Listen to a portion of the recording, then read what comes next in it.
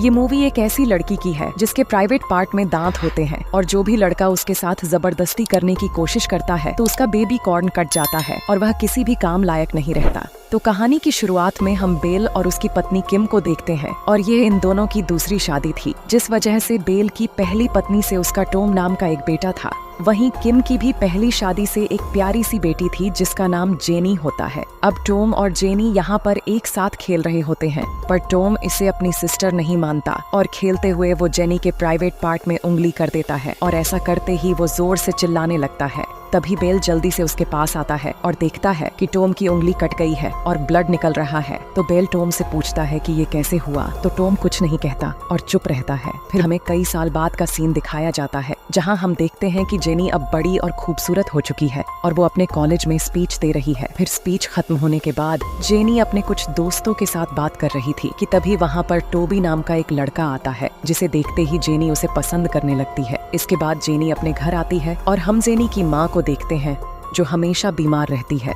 वहीं हम टॉम को भी देखते हैं जो भले ही बड़ा हो गया था पर यह आज भी जेनी को अपनी सिस्टर नहीं मानता और उसे परेशान करता रहता है। अब अगले दिन जेनी जब अपने कॉलेज आती है तब हम यहाँ रेयान नाम के एक लड़के को देखते हैं जो जेनी को मन ही मन बहुत पसंद करता था। इसके बाद क्लास में हम सभी स्टूडेंट को देखते हैं जहाँ पर टीचर बायोलॉजी के सब्जेक्ट पर लेक्चर दे रहे थे, लेकिन स्टूडेंट देखते हैं कि इनके बुक में फीमेल रिप्रोडक्शन की इमेज पर स्टिकर लगी हुई थी और स्टूडेंट जब टीचर से इसके बारे में पूछते हैं तो टीचर कहते हैं कि यह क्लास का एक बेसिक रूल है ताकि स्टूडेंट इस चीज को लेकर मजाक ना बना पाए। ये सुनकर सभी स्टूडेंट हंसने लगते हैं। इसके बाद हम जेनी को देखते हैं जो क्लास खत्म करके अपने फ्रेंड्स के साथ एक लेक पर घूमने आती है जहाँ पर टोबी भी था। तो दोनों एक दूसरे से बात करने लगते हैं। जेनी उसे कहती है कि मैं अभी तक एक वर्जिन हूँ और टोबी भी यहाँ जेनी को अपनी कुछ सीक्रेट चीजें शेयर करता है और कहता है कि मैं तुम्हें पसंद करता हूँ, लेकिन जेनी यहाँ टोबी को कुछ भी नहीं कहती। जिसके बाद सभी यहाँ से अपने घर चले जाते हैं। अब रात में जेनी जब सो रही थी तब वह टोबी के बारे में ही सोच रही थी और यह सोचते हुए उसे लुसिन होने लगता है कि टोबी और उसकी शादी हो गई है और टोबी बिल्कुल उसके करीब आकर उसे प्यार कर रहा है। तभी अचानक से एक अजीब सा क्रीचर उसके ख्यालों में आ जाता है जिससे उसका सारा मूड खराब हो जाता है। अब अगले दिन जेनी टोबी से मिलती है और ये दोनों फिर से उसी लेक के पास जाते हैं और एक साथ लेक में स्विमिंग करते हैं और वहीं पर किस करने लगते हैं। फिर स्विमिंग करने के बाद दोनों लेक से बाहर आते हैं और एक दूसरे के करीब होने लगते हैं। फिर टोबी यहाँ जेनी के साथ इंटीमेट होना चाहता था पर जेनी इसे मना करती है और कहती है कि हमें और आगे नहीं बढ़नी चाहिए, लेकिन टोबी जेनी की बात नहीं मानता और उसके साथ जबरदस्ती करने लगता है। तभी जेनी के सर पर चोट लग जाती है और वह बेहोश हो जाती है। अब जेनी की बेहोशी से टोबी इस मौके का पूरा फायदा उठाता है और उसके साथ टपाटप करना शुरू कर देता है। पर तभी जेनी को होश आ जाता है और वो टोबी को रोकने की पूरी कोशिश करती है, लेकिन टोबी रुकने का नाम नहीं लेता कि तभी कुछ कटने की आवाज आती है और टोबी चिल्लाने लगता है। तभी जेनी देखती है कि टोबी का प्राइवेट पार्ट कटकर नीचे गिर गया है। यह देखकर जेनी बहुत ज्यादा डर जाती है और टोबी दर्द से चिल्लाता हुआ यहाँ लेक में गिर जाता है। पर जेनी को यहाँ कुछ भी समझ नहीं आता कि यह सब क्या हो गया है, इसलिए वो अपनी घर चली जाती है। अब घर आकर जेनी को कुछ भी समझ नहीं आ रहा था कि आखिर टोबी के साथ ऐसा क्या हुआ कि उसका प्राइवेट पार्ट कट गया। अब अगले दिन जेनी जब अपने कॉलेज में आती है तो वो यहाँ पर ठीक से स्पीच भी नहीं दे पाती। फिर क्लास के सारे स्टूडेंट पार्टी कर रहे थे, लेकिन जेनी एक जगह पर अकेली बैठी हुई थी। तभी उसके पास रियान आता है तो वो उसे कहती है कि तुम्हारे पास कार है तो प्लीज मुझे घर पर ड्रॉप कर दो। इसलिए रियान जेनी को उसके घर पर लेकर आता है। रियान पहले से ही जेनी को पसंद करता था, इसलिए वो जेनी को डेट पर चलने के लिए कहता है, लेकिन वो रियान की बात को इग्नोर कर देती है और कार से उतरकर चली जाती है। फिर हम जेनी को देखते हैं जो दोबारा से उसी लेक पर आती है और वहाँ आकर उसे टोबी का प्राइवेट पार्ट दिखता है जिसे कोई कीड़ा खा रहा था। ये देखकर जेनी बहुत डर जाती है, जिसके बाद वह वापस अपने घर आती है और अपने बुक पर लगी स्टिकर को हटाकर प्राइवेट पार्ट को देखने लगती है। जिसके बाद इंटरनेट पर फीमेल प्राइवेट पार्ट के बारे में और जानने की कोशिश करती है। तभी उसे माइथोलॉजी में ना डेंटा के बारे में पता चलता है, जिसमें लिखा था कि किसी किसी लड़की के प्राइवेट पार्ट में नुकीले दांत होते हैं जो इंटीमेट होते समय लड़कों के प्राइवेट पार्ट को काट लेते हैं।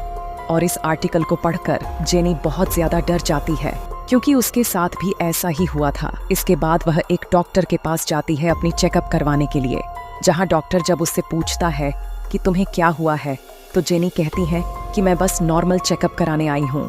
इसके बाद डॉक्टर जेनी के प्राइवेट पार्ट का जांच करने लगता है, लेकिन इस बहाने वो जेनी को सिड्यूस करने लगता है और जेनी को ये सब ठीक नहीं लगता। तो वह डॉक्टर को रोकती है क्योंकि डॉक्टर का हरकत उसे अजीब लग रहा था, लेकिन डॉक्टर जेनी के प्राइवेट पार्ट में उंगली डाल देता है। तभी अचानक से डॉक्टर की उंगलियां जेनी के प्राइवेट पार्ट में फंस जाती हैं और डॉक्टर अपनी उंगलियां निकालने की बहुत कोशिश करने लगता है, लेकिन वो नहीं निकलता, जिसे डॉक्टर और जेनी दोनों चीखने लगते हैं।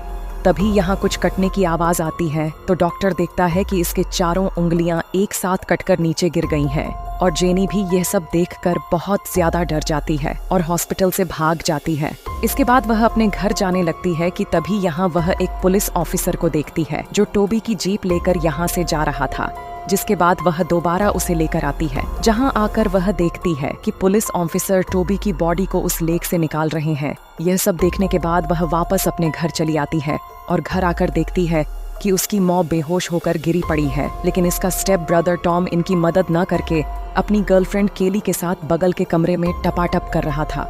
इसके बाद हम हॉस्पिटल देखते को है जहाँ जेनी अपनी मौत को लेकर आई है। तभी उसके पिता आते हैं और उसे परेशान देखकर घर जाकर उसे आराम करने के लिए कहते हैं, पर जब वह घर आती है तो वह देखती है कि टॉम अभी भी अपनी गर्लफ्रेंड केली के साथ दरवाजे के सामने ही गुलू गुलू कर रहा है। ये सब देखकर जेनी रेयान के घर पर चली जाती है और उसे अपनी परेशानियां बताती है कि उसकी मौत अस्पताल में है और उसका भाई टॉम उनका हेल्प भी नहीं कर रहा। ये कहकर वह रोने लगती है। इसके बाद वह रेयान के घर नहाती है तो रेयान जेनी को एक दवाई देता है ताकि नहाने के बाद उसे रिलैक्स फील हो। वहीं रेयान ने अपने पूरे कमरे को मोमबत्तियों से सजा दिया था ताकि जेनी खुश हो जाए।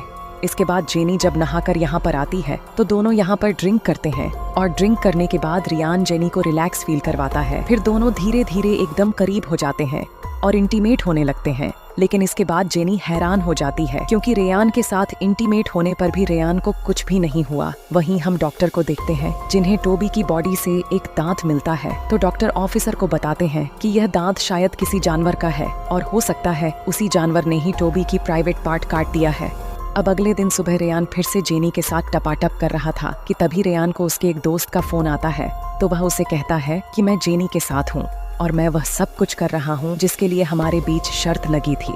अब यह सब सुनकर जेनी समझ जाती है कि रेयान ने उसके साथ धोखे से यह सब किया है और वह शर्त जीत चुका है। तभी जेनी उस पर गुस्सा हो जाती है और उसी समय अचानक से कुछ कटने की आवाज आती है। तभी रेयान चिल्लाने लगता है।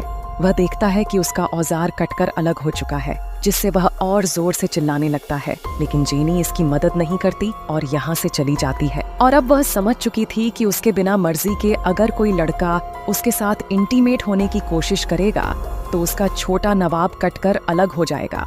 इसके बाद हम टॉम के पिता बेल को देखते हैं जो टॉम को घर से निकल जाने के लिए कहते हैं क्योंकि वह अपनी स्टेप सिस्टर और सौतेली माँ के साथ अच्छा व्यवहार नहीं करता और सारा दिन अपने गर्लफ्रेंड के साथ घर में ही पड़ा रहता है, जिससे इन दोनों के बीच बहस शुरू हो जाती है और टॉम अपने ही पिता से लड़ने लगता है। और इसी दौरान टॉम अपने डॉग को बेल के ऊपर छोड़ देता है, जिससे वो डॉग बेल के गले पर काट लेता है और वह जख्मी हो जाते हैं।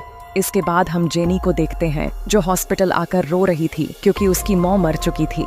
फिर हॉस्पिटल में बेल और टॉम की गर्लफ्रेंड केली आती है। इसके बाद वह अपने पिता को जख्मी देखती है। तभी केली यहाँ जेनी से माफी मांगती है और कहती है कि तुम्हारी माँ उस दिन दर्द से चिल्ला रही थी और मैं उनकी मदद करने जाने वाली थी, लेकिन टॉम ने मुझे उनके पास जाने नहीं दिया और तुम्हारी मौत दर्द से चिल्लाती रही, पर मैं उनकी मदद नहीं कर पाई। यह सुनकर जेनी को टॉम पर बहुत गुस्सा आता है, इसलिए अब वो टॉम से अपनी मौत का बदला लेना चाहती है। इसके बाद जेनी अपने घर आकर अच्छे से तैयार होती है और फिर टॉम के रूम में जाती है।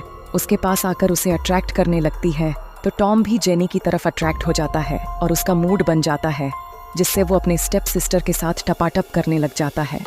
तभी टॉम को याद आता है कि जब वह छोटा था तो उसने एक बार जेनी के प्राइवेट पार्ट में उंगली कर दी थी, जिस वजह से उसकी उंगली कट गई थी। पर अब यहाँ पर वह कुछ समझ पाता उससे पहले ही जेनी टॉम का वो एकदम से काट देती है और छोटे नवाब कट जाने से टॉम को बहुत दर्द होने लगता है। इसलिए वह अपने डॉग को जेनी के ऊपर हमला करने के लिए कहता है, लेकिन वो डॉग आकर जेनी को कुछ न करके नीचे पड़े टॉम के छोटे नवाब को खा जाता है, जिसके बाद जेनी टॉम को यहाँ तड़पता हुआ छोड़कर बाहर चली जाती है। फिर हम जेनी को देखते हैं जो साइकिल से अपने एक फ्रेंड के घर जा रही थी कि रास्ते में उसकी साइकिल खराब हो जाती है, तो वह अपनी मदद के लिए लिफ्ट मांगती है और एक कार में बैठकर अपनी फ्रेंड की ओर बढ़ने लगती है।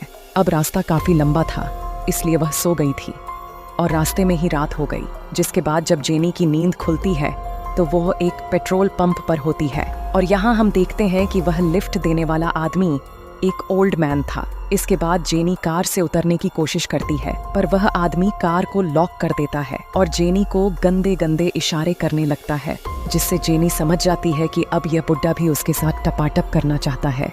जिसके बाद अब डिसाइड कर लेती है कि अब वह इस बुड्ढे का भी बेबी कॉर्न काट डालेगी और फिर उस बुड्ढे को देखकर वह एक ईवल स्माइल देती है और इसी स्माइल के साथ ये कहानी यहीं पर खत्म हो जाती है। तो दोस्तों, आज की यह कहानी आप लोगों को कैसी लगी?